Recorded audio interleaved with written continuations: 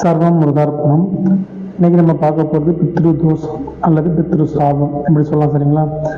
இது எதனால் ஏற்படுது, இதனால் ஏற்படக்கூடிய பிரச்சனைகள் என்ன, இது நம்ம ஜாதகத்தில் இருக்கா இல்லைங்கிறது எப்படி தெரிஞ்சுக்கிறது, இதோட பரிகாரம் என்ன அப்படிங்கிறத இன்னைக்கு நம்ம பார்க்க போகிறோம் ஒன் பை ஒன்னா.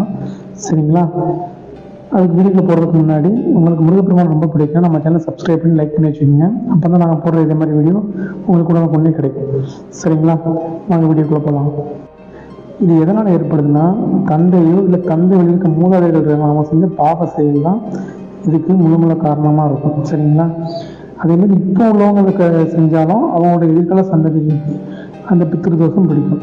அப்படி அவங்க என்ன கர்மங்களை செஞ்சாங்கன்னா, தன்னை பெற்று வளர்த்த தாய் தந்தையரை கவனிக்காமல் பேணாமல் விடுவது. இதுதான் பித்ருதோஷத்துக்கு கிடைக்கிறதுக்கு ஒரே வழி. சரிங்களா? இந்த பித்ரு சாபமும் இதனால் மட்டும்தான் ஏற்படும். தாய் தந்தையை